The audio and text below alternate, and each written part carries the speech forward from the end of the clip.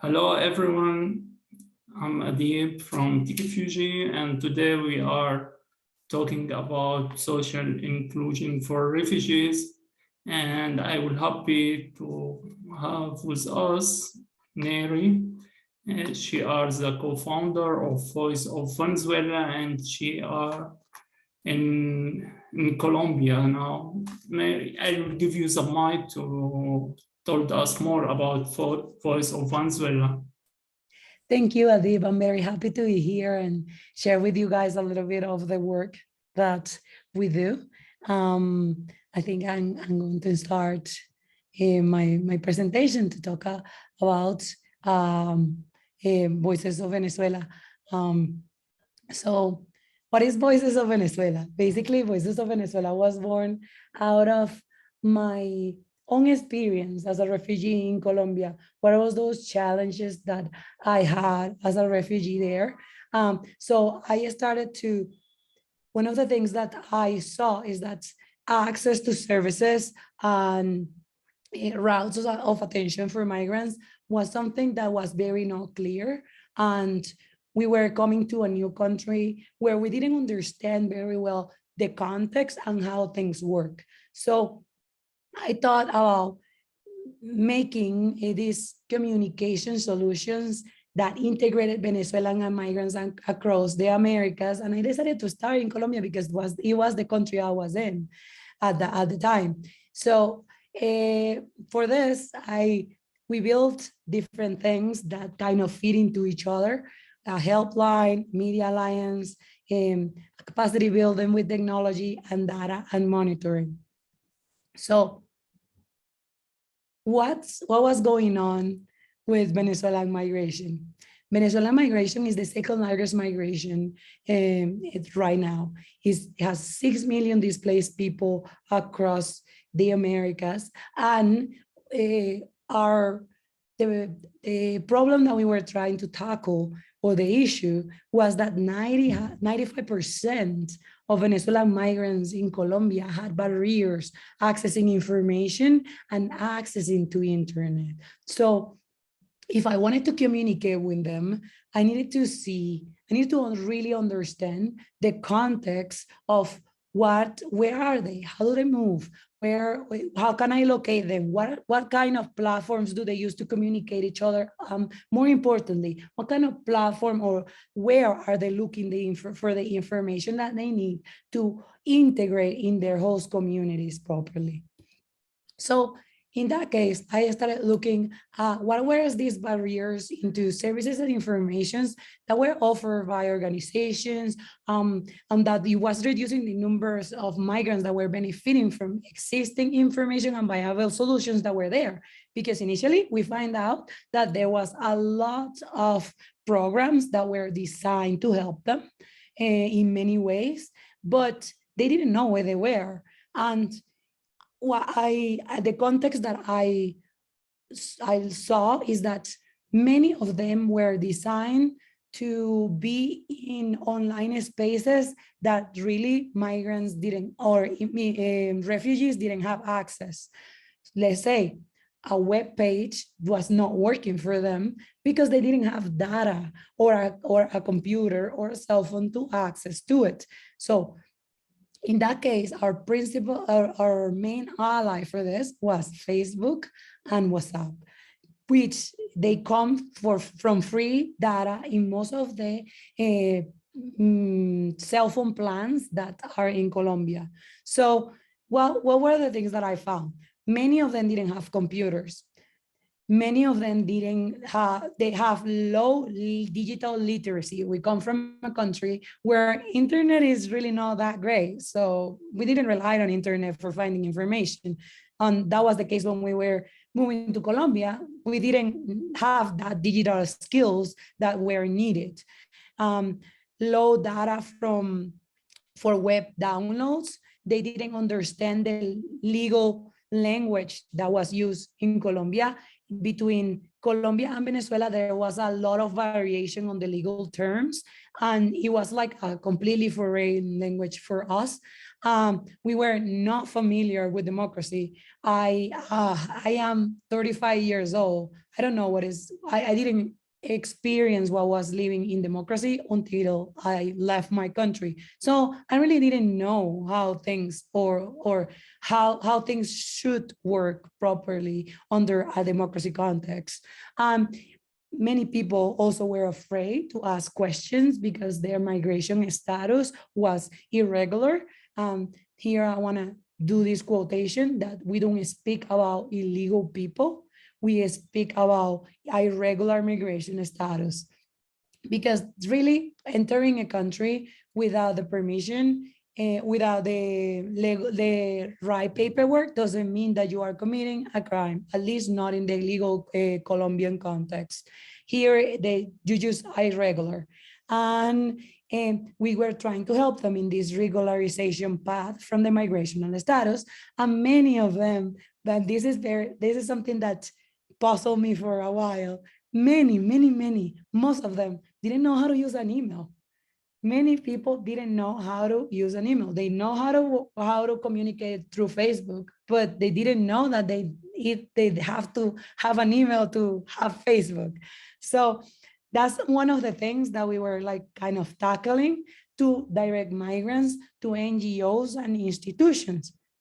And without this information about the rights available and social supports, migrants were less integrated into their communities, and it was more difficult to them to access public services that meet their basic needs. But what were there was the other side of the coin, where NGOs were also having challenges to reach them, because it is not only looking at the context of what were the challenges for migrants to get to point A to point B, but also NGOs were not reaching them or not understanding the context to reach them. So the messages that were putting out there were not contextual. Sorry. The messages were not contextual to their culture. Migrants didn't trust institutions. They were using the wrong networks and platforms to reach them. They didn't know where they were. There was no experience in behavioral media change. And there was also the lack of media comms and budget for this.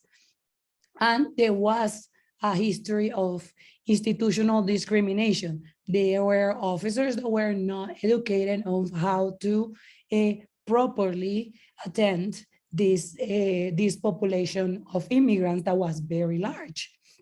They suddenly were overflowed with a lot of people that they didn't understand. And there was no clear value. What the information that they were offering didn't have a clear value to the migrant community. Even though it was valuable for them, they didn't perceive it, the value clearly. So this lead to low engagement to the information that was put out there, with almost no existing communication campaigns, apps, or websites, and deficit of contextual and accessible information. So NGOs and institutions were lacking a channel for effective reaching of the most vulnerable subsets of population. So Voices of Venezuela acted like a bridge for migrants and NGOs, so they cannot connect to each other through us. We provided the trusted information, and we were mapping these allies and redirecting migrants where they needed to go to access to these services that they needed.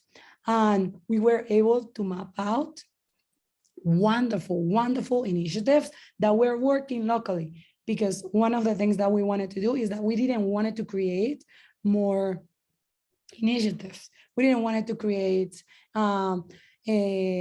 competition for them, because they were already doing a great work. The issue was that they were not reaching the migrant population properly, because of all these other challenges that we were mentioning before. So the first thing we did was media.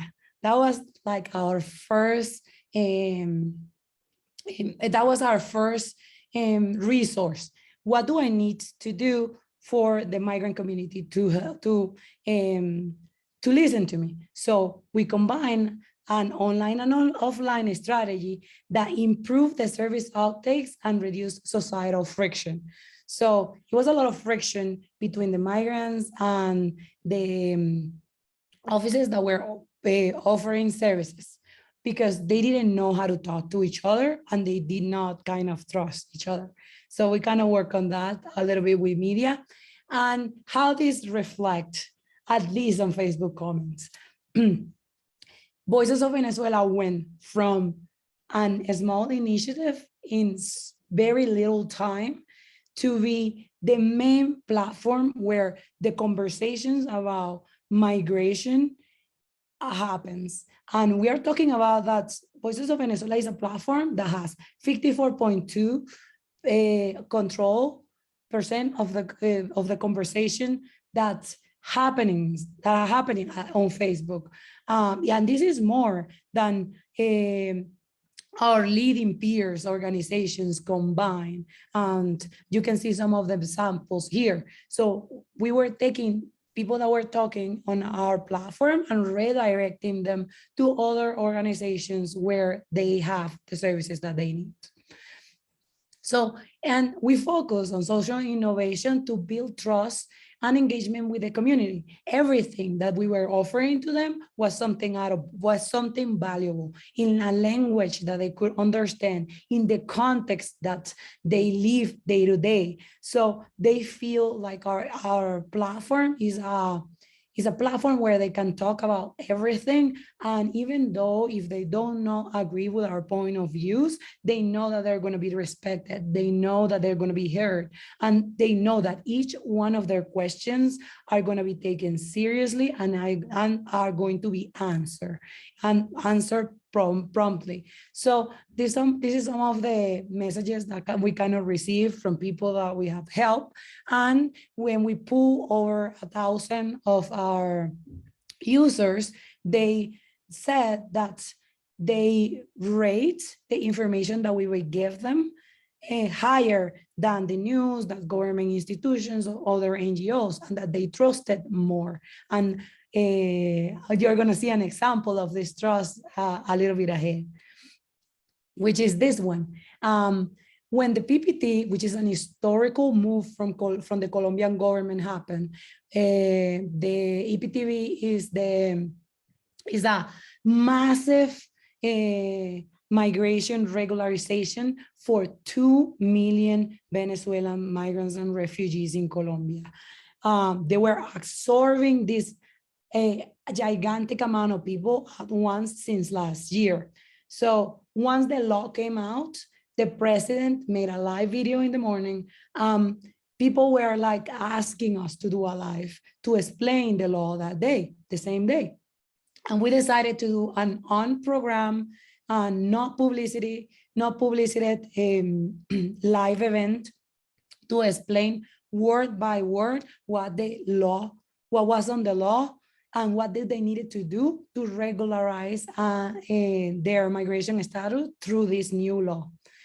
And we ended up having 5 times the numbers of comments and 2 times the numbers of views higher than the president of Colombia when they launched this, when they announced this.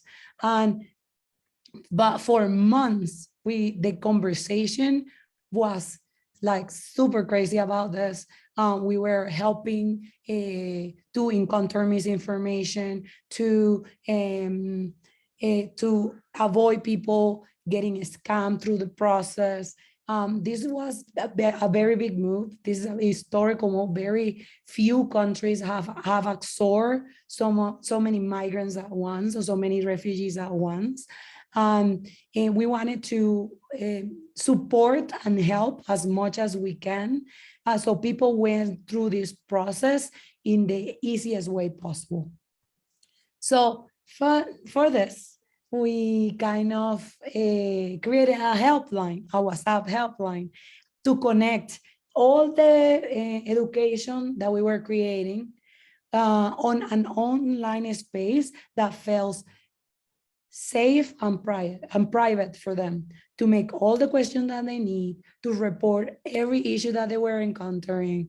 And for us, it was a very good help, a very good tool to also measure which challenges were happening in which territories, because we could know like how, like what were the most common questions, let's say in Cucuta, which is a high impact region because it's right in the border.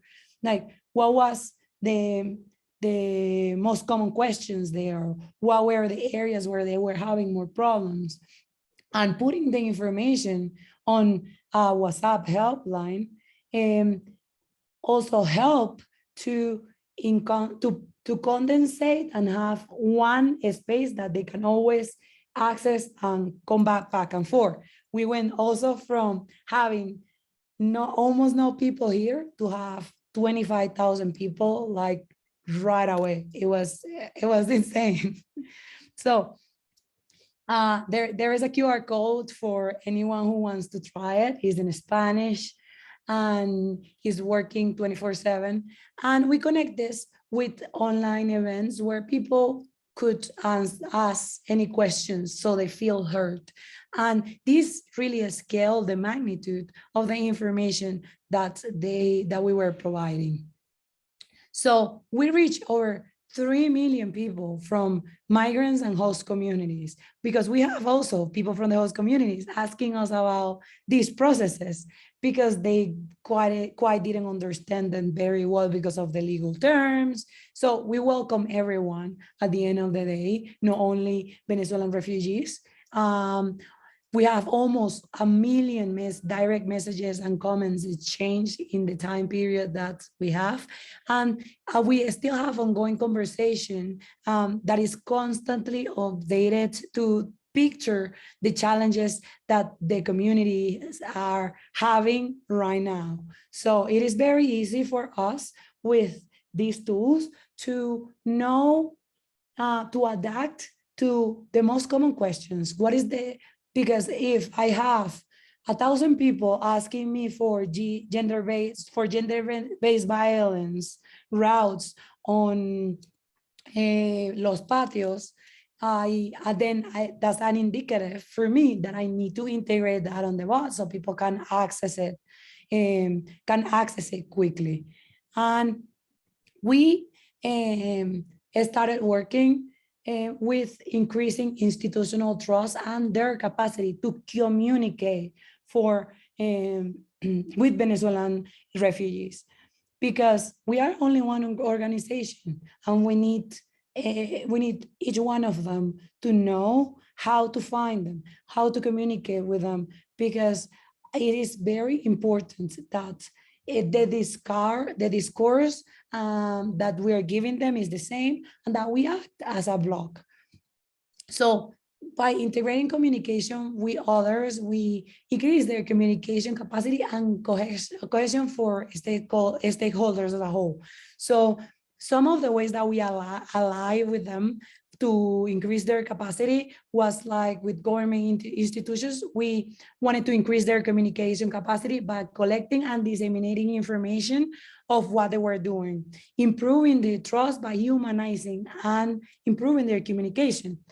Usually when you think about NGOs as a refugee and as an immigrant, you think of an NGO as a government institution as this cold enterprise that is supposed to help you, but it is so professional that you are kind of scared or underwhelmed to reach out.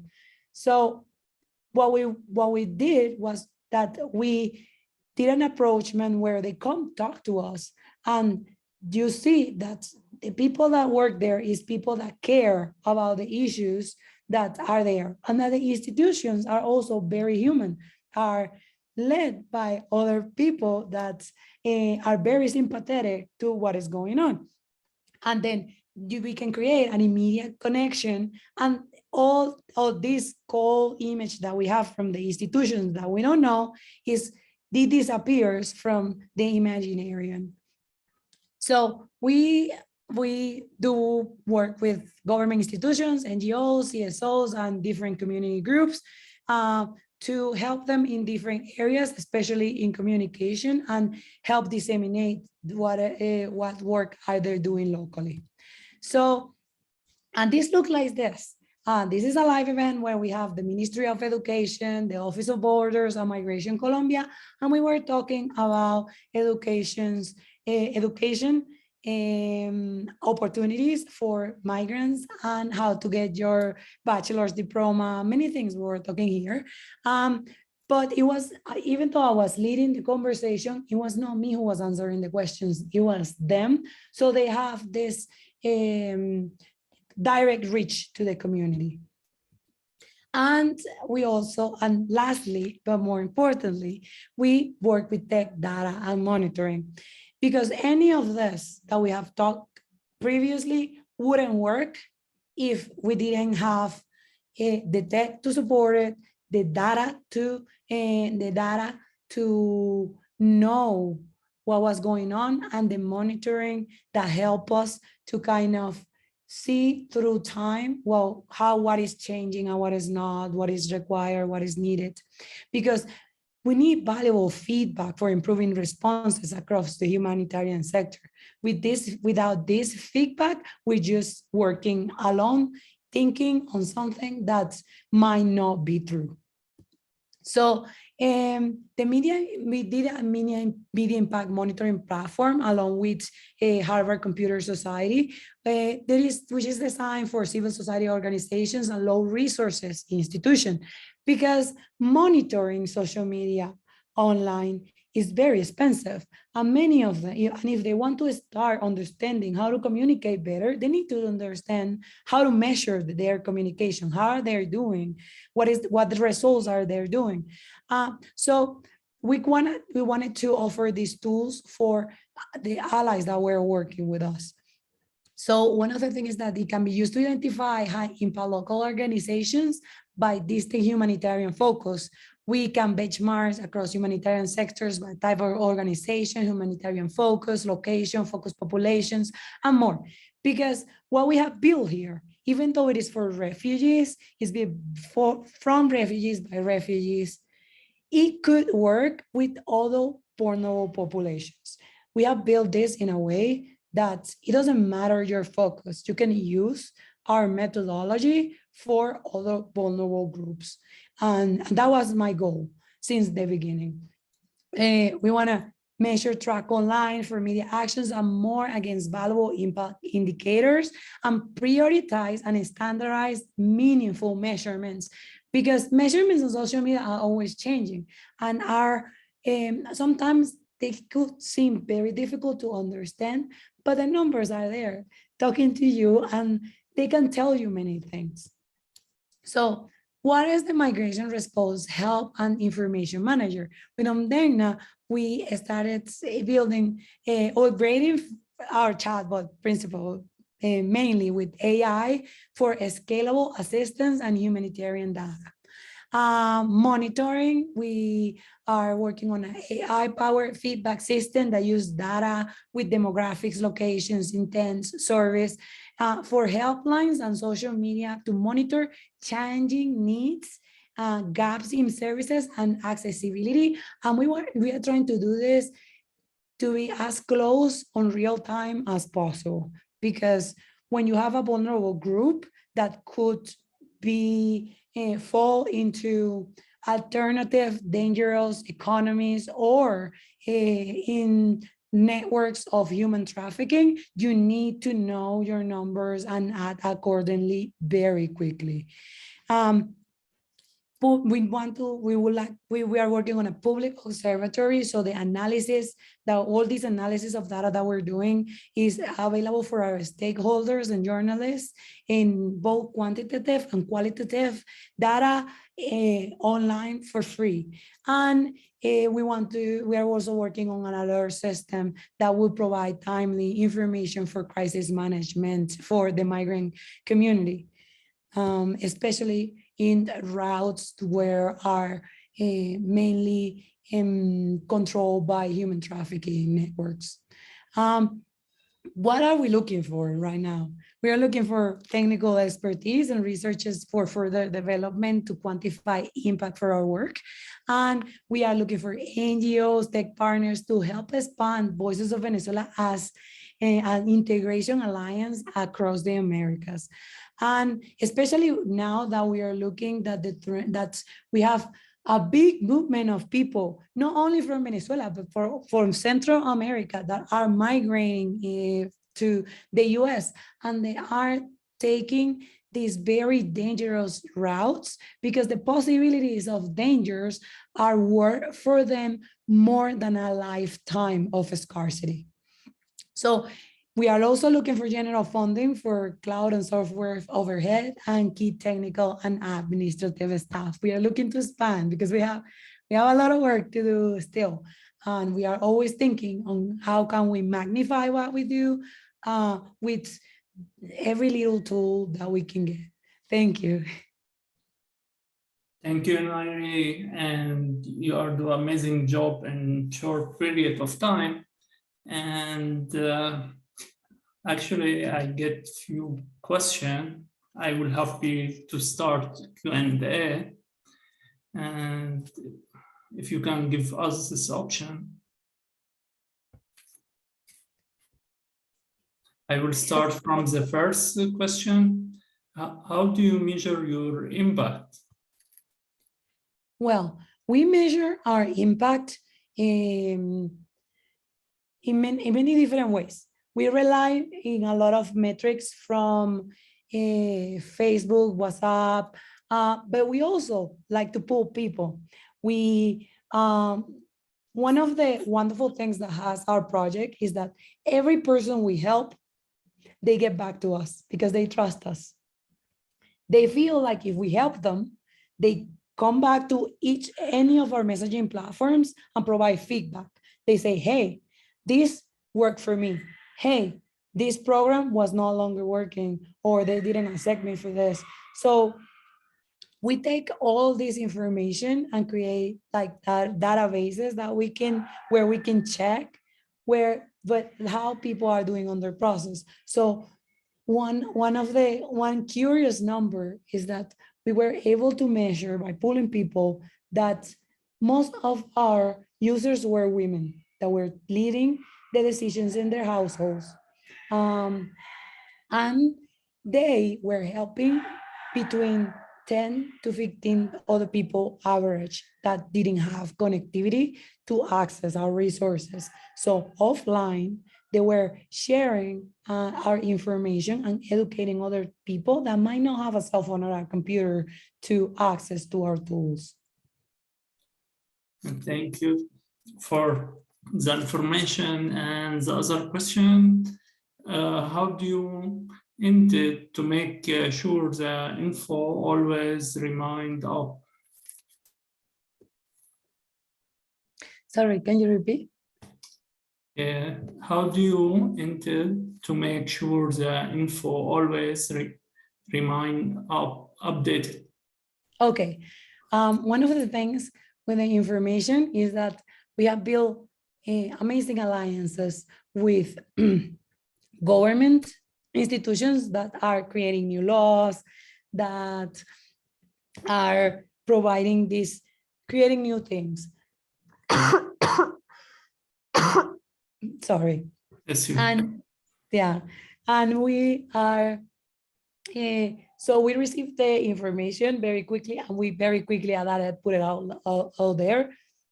And we started receiving questions, and then we can modify.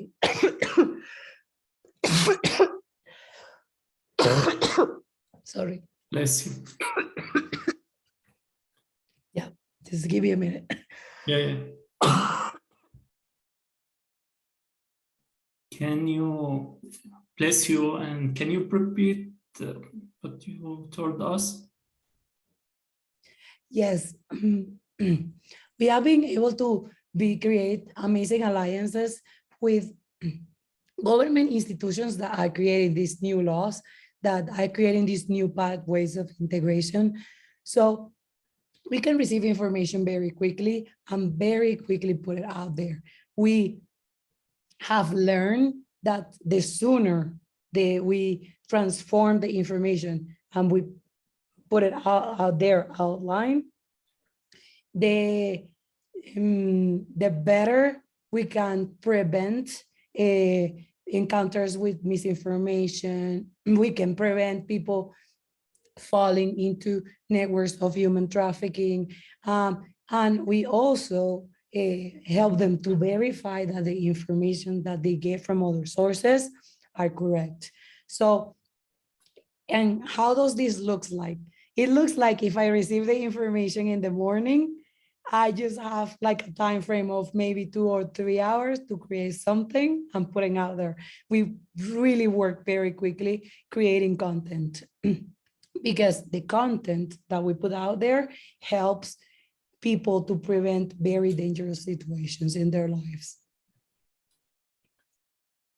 And also we have more questions. And the other one is, how do you create the trust for your users? Well, the main, the key to create trust with your users is to offer them value. Everything that we give them is valuable to them. There is nothing that we put out, but that we put available that will not help them change something in their life in a positive manner. Even though when the conversations get pretty aggressive, because that can happen, we try to understand, to listen to them, because it is very rare to have a space where you are truly listened to. And I think that's something that is valuable for anyone, you know. And when you have a space that even you don't agree, but they listen to you, that adds a little bit of value anyways. And you know that you are going to be always accepted and that you're going to be always listened, and that everything that you're going to find there is going to be helpful for you. And a place that feels like the people that is running it is in the same situation that you are, are putting themselves on your shoes. I think that that's the key of the trust that we have built. It's and like the last question for today: why do they use this platform rather than an official website? Mainly because most of them don't have data to get to the website. So it is easier for them to ask over Facebook or over WhatsApp, because they don't need data to use it.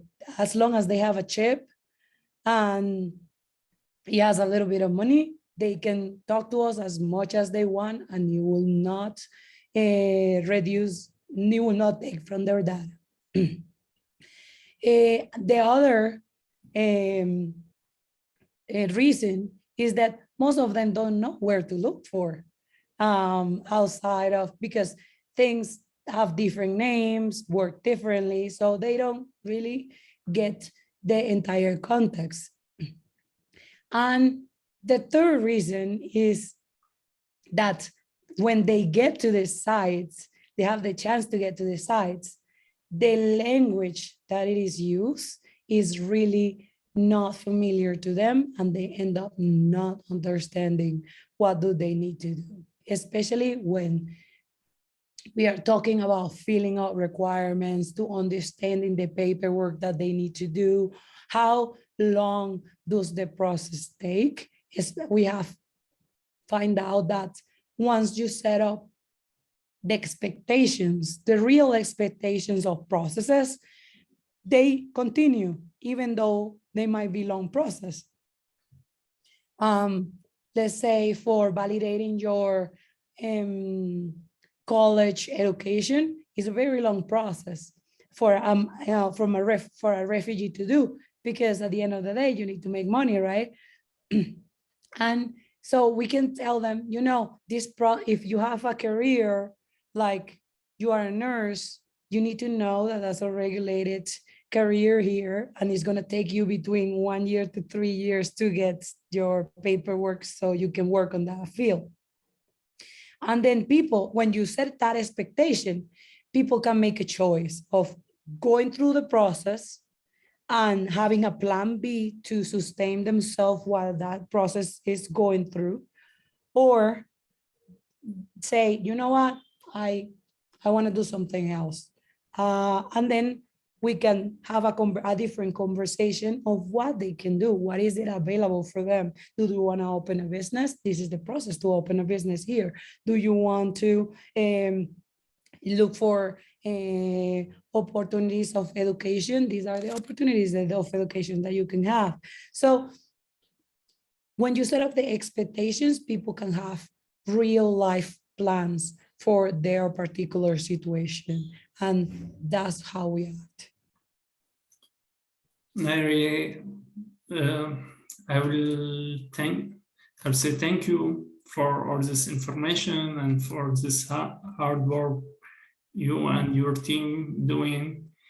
And I will happy if you can send message through us before we say goodbye to all audience. Okay. My message for each one of the people that are listening to us today is that no matter where you are or what you're doing, you can always do one little small thing to help other. One little thing that you can do can change somebody's life.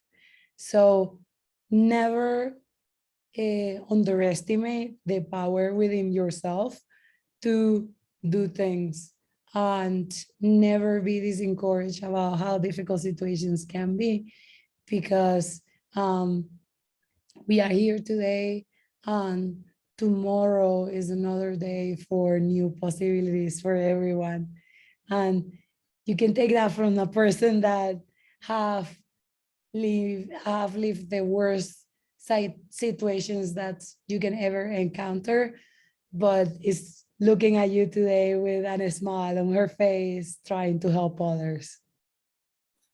Thank you to be with us, and thank you for all the audience, and see you again with big change with refugees life. See you. Bye. Bye. Thank you, Adeb.